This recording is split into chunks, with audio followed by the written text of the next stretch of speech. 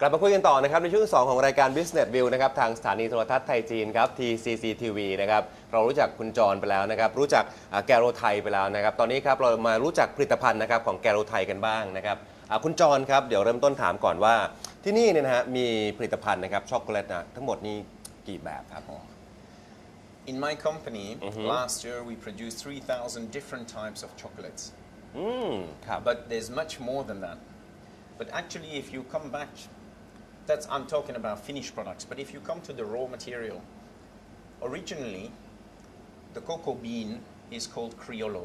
Is the Criollo origin.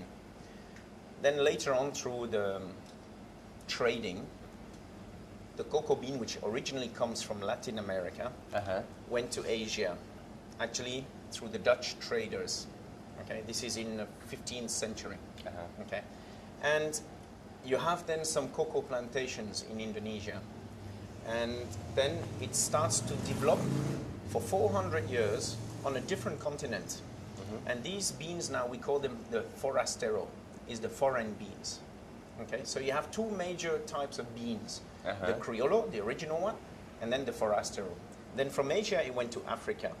Today, West Africa is the biggest production in the world. It's about 65% of the world production. Now somebody decided to blend the two, the Criollo and the Forastero, and they tried this on Trinidad. And now it's called Trinitario. The third variety of bean is Trinitario. It's like a blend of the original Criollo and the Forastero. So if you want to go at the origin of the cocoa, those are the three original beans that you find today on the market. Criollo beans, Forastero, and then the Trinitario. ที่อยากถามว่านะครับการเบรนด์โกโก้เนี่ยครับมันทำให้รสชาติดั้งเดิมของเขานี่แตกต่างไหมฮะหรือว่าทำให้รสชาติดีขึ้น Okay, that's a little bit like anything in cooking.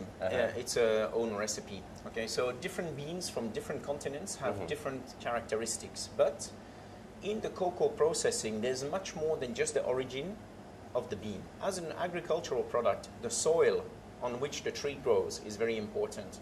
The variety of the tree or the bean is important. The sunshine affects the flavor as well. The moment that you harvest the bean is very important. Is it ripe? Is it overripe? Is it underripe? And then there is two exceptional steps that really change the flavor of chocolate or cocoa. The first one, and probably the most critical one, is fermentation. Actually, to make chocolate, you need to ferment the beans. So first, you're going to cultivate the cocoa pod from the tree. Once you've cultivated it at the right time, the pod must have the right ripeness. You then open it, and if I open it, you see inside here, we have the cocoa beans with the fruit mucilage. Okay, it's like the flesh of the fruit. Yes. I will take this out and make a big pile and ferment it. This fermentation process will liquefy the pulp of the fruit and will start to change the molecular structure inside the bean so that you have what we call the precursors of chocolate flavors. If you taste it like this, it doesn't taste chocolate at all. It's very bitter and it does not taste chocolate at all. Right? ก็ต้องมีการคัดเลือกนะครับ That's right. So the fermentation is very critical. ครับ Once the fermentation is done, then you need to put it in the sun and you dry it. ครับ Okay? And then you're going to have ครับ beans. นี่คือ These beans, โกโก้บีน that's right. This is pure cocoa beans. And once it's dry, then we can ship it. You can ship it to Europe, you can ship it to the USA, you can ship it anywhere. In Thailand, for example, I could ship cocoa beans to Thailand because there's very little production of cocoa in Thailand, not enough to supply the local market, so we have to import the beans. Okay? So what you do here is then, once the bean has been roasted to give the flavor, because still this one needs to be roasted, otherwise the flavor is not strong enough. Then you have to take out the shell. And what you see here is I take out the shell, and inside is what we call the cocoa nib. It's only this part that we use to make chocolate. All the rest is scrap. So from here, we grind it down, and you have cocoa mass. Cocoa mass. And then we add sugar, and we grind it down again, and then we get dark chocolate. Dark Okay, we chocolate. add a little Oh, bit of okay. vanilla, we can play around. And if you want milk chocolate, then I have to add milk powder and keep grinding it down. And then I can get dark chocolate or milk chocolate. All right? Okay. So it's quite an interesting process, but you saw that from the plantation all the way to the finished product, the chocolate, there are many, many, many steps.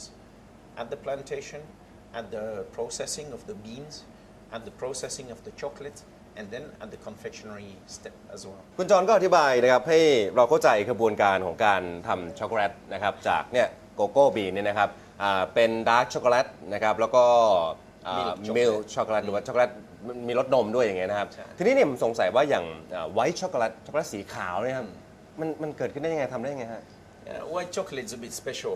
Actually, from the cocoa nib, what that we use for milk and dark chocolate, we have to do an additional process. What you do basically is that after grinding it, you have to press it, and you extract the cocoa butter, the natural oil from the cocoa bean. And this one has no color. It looks a little bit like ivory color, okay? And inside the machine is left the cocoa solid. You break it down, and you get cocoa powder. But the other one is the cocoa butter. We, for white chocolate, you use only the cocoa butter. You cannot use the cocoa powder because it's brown color. And if it's brown color, you cannot get white chocolate, of course. Yeah? So once you have the cocoa butter, you take some sugar and you take some powdered milk, powdered milk, not liquid milk. And then you mix them and grind them down, and then you get white chocolate. That's why white chocolate doesn't taste like chocolate. It tastes more like sweet condensed milk. รสชาติเหมือนนมข้นหวาน เหมือนนมข้นหวานจะหวานๆแสดงว่าไวท์ช็อกโกแลตเนี่ยก็เป็นช็อกโกแลตที่ทำมาจากเหมือนน้ำมันของโกโก้ว่าอย่างนั้นได้ น้ำตาลกับนมผง ครับ ใช่ ค ครั รับบ ทีนี้นะข้างหน้าเราเนี่ยนะครับก็จะมีผลิตภัณฑ์นะครับของที่นี่เนี่ยหลายตัวเหมือนกันนะครับคุณจรช่วยอธิบายนะครับให้เราฟังหน่อยว่าคืออะไรยังไงบ้างตรงเนี้ยที่เห็นนะ Okay, so you asked me to select some chocolates. As I just explained, we have like 3,000 different chocolates. So I just selected some, I think, of the best sellers. And what I observed that my customers here in Thailand like the most. So I would say that let's start with the traditional one. This one is called the Belgian truffle. Belgian truffle. It's a chocolate truffle. So you start with a ganache. It's like cream and chocolate. And you pipe it by hand. And you make little tubes, round bits. Then we coat them in dark chocolate, and then we put them in cocoa powder. That's why you see a lot of cocoa powder here. Okay. So it's quite bitter. It's all dark chocolate, and it's quite strong. ข้างในจะเป็นครีม Yes, inside is a cream and chocolate together. It melts very fast also. So this is one of the characteristics which is very important for chocolate, is that it melts in your mouth. If you have a chocolate that doesn't melt, it's not a good chocolate, for sure. Yeah? อันนี้คือ best seller เลย It's one of the classic. It's not the best seller in volume, but people appreciate it a lot. But it's quite specific, it's quite strong. โอเคโอเค I see นะครับอัน next So this one is quite different. This is also a classic from Belgium. So it's an orange peel. You cut the orange and you use only the peel. orange peel Yes. อ๋อ เปลือกส้ม เปลือกส้มเปลือกส้มฮะ And then what you do is you boil it in sugar ครับ several times, okay, over a period of few days. And once it's ready, it's nice and soft, then you let it dry. And then you coat it in dark chocolate. It's very, very nice. It gives you a sweet orange and chocolate flavor.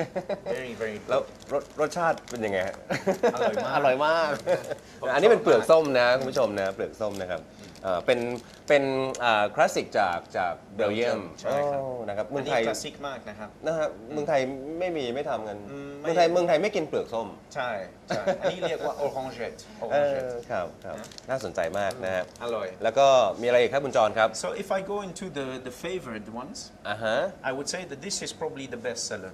Okay, it's a caramelized almond. So what you have is an almond that we roast to enhance the flavors. And then we start caramelizing it in sugar by hand. It's a long process. It takes a long time because you need the flavor of the caramel to develop. And then once it's caramelized to the right point, you have to stop the cooking, otherwise it burns. And caramel can burn very fast. cool it down, and then we start coating it in white chocolate. And we finish it off with some cocoa powder. It's very, very nice, and this is selling very well. Actually, I just come back from Korea, where we were at a big event, le Salon du Chocolat, and this was a fantastic seller. Went very fast. เป็นอัลมอนด์ใช่ไหมฮะเป็นอัลมอนด์นะครับ Caramelized almond ครับ ครับผมโอเคนี่เบสเซอร์นะฮะ ครับ นะครับต่อไปครับ ต่อไป is quite similar, but it's the caramelized macadamia. But I like to talk about this one because the macadamia comes from Thailand. ใช่ I don't import the macadamia. If I can find the raw material here, I will use the raw material from Thailand rather than to import it. Same process, we caramelize it, but this time we will coat it in milk chocolate, not white chocolate. So this one is a very, very good item that we sell a lot of. ครับ and Other than that, we have a variety of what we call the pralines and truffles. So in Belgium, that's what Belgian chocolate is famous about. Pralines. It's chocolates with filling inside. So each chocolate here has a different filling inside. And that's what made the chocolate very famous from Belgium, is this type of product. So this one is with the almond praline, this one is a ganache, this is a white chocolate ganache, this is a hazelnut praline, this is lychee, violet, alcohol, we have everything, mint, we have a lot of variety. It's up to you really. ฮะ Okay. 3,000 Well, this one maybe not, maybe 200 something, right? But a lot, a big variety. So this is definitely a classic from Belgium. มีวาไรตี้มากเลยนะครับก็มีรูปแบบของช็อกโกแลตที่หลากหลายนะครับแล้วอีกตัวหนึ่งเห็นบอกว่านี่ก็อร่อย This is quite famous now in Thailand. Huh? ครับ This is the macaron. Actually, the macaron originally comes from Luxembourg. Yeah? And it was a young Luxembourger who invented it while he was working in Vienna. But now the macaron is very famous from France, yeah? But you find them in every country in the world. So we started last year to produce macaron, and we can say that people seem to like it very much. So we have the salty caramel, pistachio, blueberry, we have passion fruit and vanilla and many more, coffee and many more varieties. But you'll have to come over to my shop to try them. โอเคขอบคุณนะครับก็แนะนำนะฮะผลิตภัณฑ์ต่างๆนะครับของที่นี่นะครับให้ได้รู้จักกันเอาละครับคุณผู้ชมครับเดี๋ยวช่วงนี้เราพักกันสักครู่หนึงก่อนช่วงหน้ากลับมาติดตามดูนะครับว่าที่นี่เขามีกลยุทธ์นะครับในการบริหารการกันอย่างไรครับ